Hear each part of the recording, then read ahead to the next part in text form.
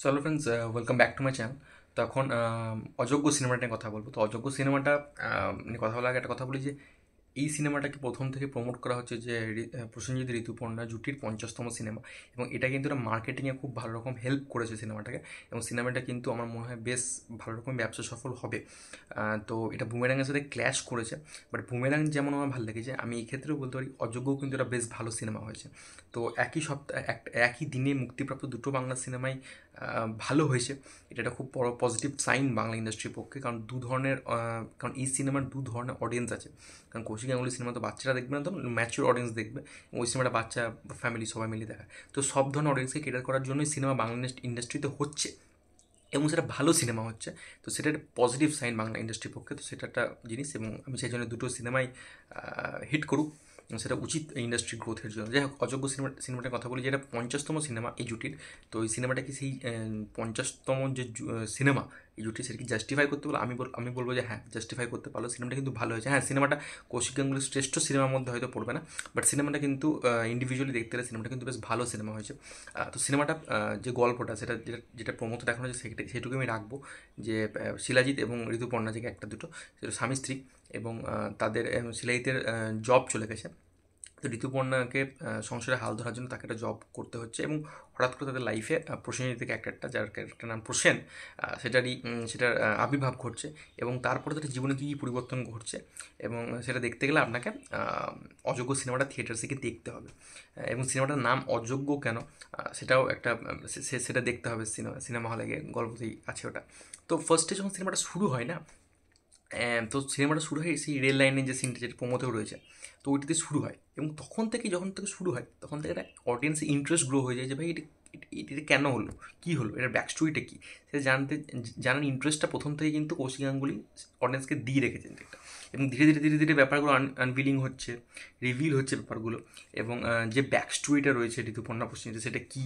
এবং সেটা আমি বলবো না যে বিশাল কিছু আহামরি একটা ব্যাক স্টোরি, বাট যেটাই ব্যাক স্টোরি সেটা কিন্তু বেশ ভালো। এমন নয় যে কিন্তু দেখি এরকম ব্যাক স্টোরি, সেরকম ব্যাক স্টোরি নয়, বাট ব্যাক স্টোরিটা বেশ ভালো। এবং অডিয়েন্স একটা ইন্টারেস্ট থাকবে জানার জন্য যে কী হয়েছে হঠাৎ করে, এবং এই ক্যারেক্টারটা কেন এলো, প্রসেনজিতের ক্যারেক্টারটা মিস্টিরিয়াস একটা ক্যারেক্টার। তো ওভারঅল মিলে কিন্তু স্ক্রিপ্ট যেটা, যে রাইটিং যেটা হয়েছে, সেটা কিন্তু খুব ভালো। এবং রাইটিং আর একটা ভালো দিকে আমি বলবো, সিনেমার ডায়লগসগুলো প্রচণ্ড হেভি, খুব ভালো ডায়লগ, খুব ইম্প্যাক্টফুল ডায়লগ। একটা সিন আছে যেখানে শিলাজিৎ বলছে আমার ফোনটা হারিয়ে গেছিলো, তো আমার কন্ট্যাক্টগুলো ডিলিট হয়ে যেতে পারতো, কন্ট্যাক্টগুলো পেতাম না। তখন প্রসেনজিতের ক্যারেক্টারটা বলছে যে না, ক্লাউড আছে, তো ক্লাউডে সব সেফ থাকবে, মেঘের আড়ালে সমস্ত স্মৃতিগুলো জমে থাকে। তো খুব এরকম আরও তো প্রমোতে রয়েছে এরকম টাইপের ডায়লগস।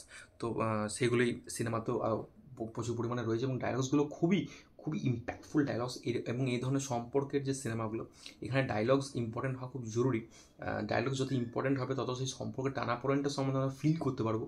এবং ক্যারেক্টার্সগুলো কিন্তু ওয়েল রিটেন ক্যারেক্টার্স। এবং প্রসেনজিৎ ঋতুপর্ণার কেমিস্ট্রির কথা আমি বলতে পারি যে সিনেমা জুড়ে যে প্রচুর তাদের মোমেন্টস রয়েছে, প্রচুর তাদেরকে একসাথে দেখা গেছে, তেমন কিন্তু নয়। ফার্স্ট হাফে তো হার্ডলি কোনো সিনই নেই, একটা থেকে দুটো সিন হবে। আর সেকেন্ড হাফে সিন রয়েছে, যখন গল্পটা পুরীতে শিফট হয়ে যায়, তখন তখন সিনস আছে। এবং সেই যখন সিনসগুলো, একটা সিন যে গাড়িতে যাচ্ছে প্রসেনজিৎ ঋতুপর্ণা, তখন ওইখানে দুজনে না চোখে চোখে একটা দুজন দুজন দিকে তাকায়। তো ওখানে কিছু ডায়লগস না বলেও একটা সুন্দর কেমিস্ট্রিটা ওয়ার্ক করেছে। যখন ডায়লগস থাকে, তখন তো কেমিস্ট্রিটা আরও বেশি ফ্লারিশ করে। তো ওভারঅল মিলিয়ে জুটিটা কেন এত সাকসেসফুল জুটি, সেটা এখান থেকে প্রমাণিত হয়। তো জুটিটা তো সিনেমায় সেটা কিন্তু, সেই ম্যাজিকটা কিন্তু রয়েছে। এবং এখানে আমি এটা বলবো, এই সিনেমার কী বলবো, একটা বড় দিক হচ্ছে শিলাজিতের ক্যারেক্টারটা, যেটা রক্তিম। তো সেই ক্যারেক্টারটা কিন্তু সেই ক্যারেক্টারের পারফরমেন্স কিন্তু শিলাজিৎ খুব ভালো দিয়েছে। সিন আছে, ও খেতে, রাত্রেবেলা মদ খেতে আসে, বাড়িতে খেতেও আসে, মানে ডিনার করবে। তো সেখানে ওর একটা ডায়লগস আছে ঋতুপর্ণার সঙ্গে, কনভারসেশন আছে। তো ওইখানেও পারফরমেন্স দেবে, খুব ভালো পারফরমেন্স দিয়েছে, খুব ভালো পারফরমেন্স দিয়েছে শিলাজিৎ এই সিনেমা ফাটিয়ে দিয়েছে। ওকে যেটা দেওয়া হয়েছে, ওখানে জাস্টিস দিয়েছে। এত দুজন স্টলওয়ার্ড অ্যাক্টর থাকা সত্ত্বেও শিলাজিতের পারফরমেন্স কিন্তু স্ট্যান্ড আউট করে। তো সেটা কিন্তু বলতে হবে, পারফরমেন্স নিয়ে কোনো কথা হবে না। এবং প্রসেনজিৎ চ্যাটার্জির কথা বলতে চাই আমি, তাকে যেভাবে প্রেজেন্ট করেছে কৌশিক গাঙ্গুলি না, একটা স্টাইলাইজড ওয়েতে, একটা সোয়াগ আছে, স্টাইল আছে, তাকে দেখতে প্রচণ্ড হ্যান্ডসাম লাগছে এত বয়স লোকটার, কিন্তু দেখে মনে হবে না লোকটা জাস্ট ওরা যে ক্যারিজমা, যে সোয়াগ ক্যারি করে। তো এবং ডায়লগ ডেলিভারি কি আউটস্ট্যান্ডিং। এবং ঋতুপর্ণা সেনগুপ্ত ইমোশনাল সিনে অ্যাক্টিং বলি, ঋতুপর্ণা সেনগুপ্ত নিয়ে আলাদা কিছু বলার নেই, প্রচণ্ড ভালো অভিনয় কৌশিক গাঙ্গুলি তো কৌশিক গাঙ্গুলি সিনেমায় অভিনয় দেখতে যাওয়ার জন্য দেখা হচ্ছে না, অভিনয় উনি বার করতে পারেন প্রত্যেকটা অ্যাক্টার্সদের কাছ থেকে, তো সেটা একটা খুব বড় জিনিস। অভিনয় ভালো, গল্পটাও বললাম যেটা ভালো, এবং স্ক্রিন প্লেটা না খুব ভালো দিকে, যেটা বললাম আমি গল্পটা শুরুর দিক দিয়ে হোল্ড এমনভাবে ইন্টারেস্টটা আমরা ক্যাপচার করে নেবে, তো সেটা কিন্তু ধীরে ধীরে ধীরে ধীরে সেটা আমরা থাকবে যে কী হবে কী হবে, এরপর কেন হয়েছিল, ওটা কী হয়েছিল, তো ওই জিনিসটা দেখার ইন্টারেস্টটা থাকবে, এবং শেষের দিয়ে গিয়ে টুইস্ট অ্যান্ড টার্নস রয়েছে, তো সেটাও দেখতে তো সেটাও কিন্তু রাইটিং একটা পজিটিভ পয়েন্ট আমি বলবো।